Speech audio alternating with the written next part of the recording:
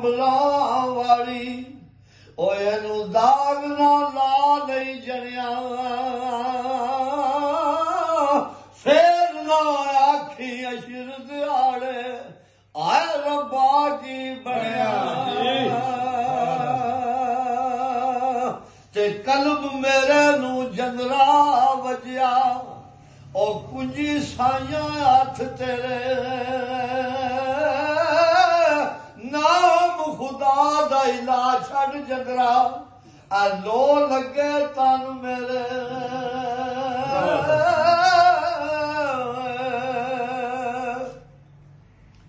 सरकार बुल्ले साहब जो गए सन ना शाह नहर की बैत हो जी इन्हों दादा की बशारत हुई सी कि बुल्लिया तेन घबराने की लड़ कोई नहीं रुपये 5 तेन रोज लग जाते 5 रोज लग जाती बड़ी गल सी उन्होंने वक्तों जी जी कोई जिसमें घरों निकले ना तो पैसे अं तक रोलते तो आखर भी पीर ने क्यों नहीं मरीज करना जो मरीज को पैसे उन्होंने फटोफट मरीज कर दे जो लाहौर में आके बसोते थे जिसमें गया ना उन्हें आख्या बुलिया आ गया है जी आ गया मैं बैत कर मैं आख्या बैत करने साड़ी भी कोई शरत है जी की उन्हें आख्या 500 नगद 500 का जोड़ा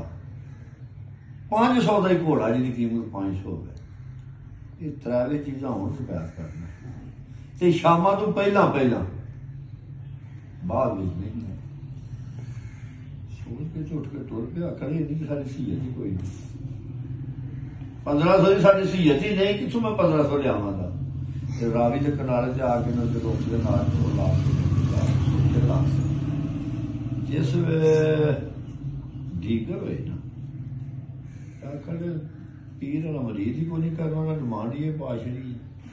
तो मिट्टी पे खोते हैं ना से सफेद पिशाक वाला बुजुर्ग आया है शायद नया थापी जी जी बता के आए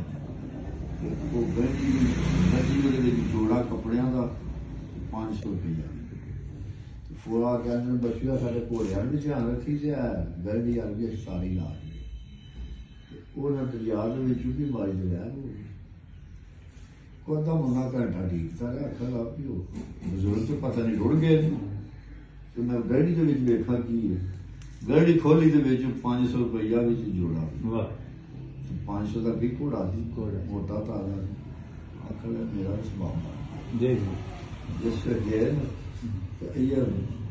वाले वड़ते ने तो मरीज भाजते ने आख्या चोर के शाह नहर का घोड़ा लै गया जी शाह नहर भी सामने आख्या नींद हाँ बोले आ गए घरों टुरदे केड़ी गल की है जरूर किया ना जबर किया ना ते शेर से मियां मोहम्मद साहब बराबर उन जो लाया उथे कि कदम मेरे नूं जंदरा वजया ते कुंजी साइयां हाथ थे और नाम खुदा दे ला छड़ जंदरा ते लो लगे कान मेरे ते फिर मियां साहब बरी गए अपने दरबार ते की आंदे ने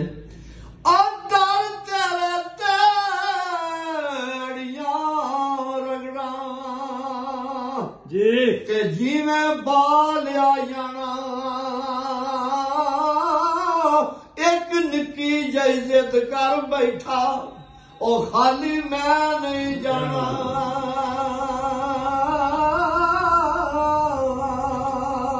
ते दुनिया ते ओ सुख नहीं पांदा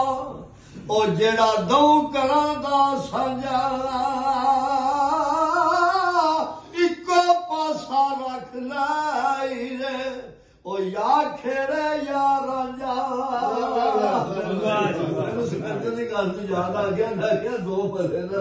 पसे ला बनाया कर हूं तो पखा ला लो हथ मर जाना मैं सुन लिया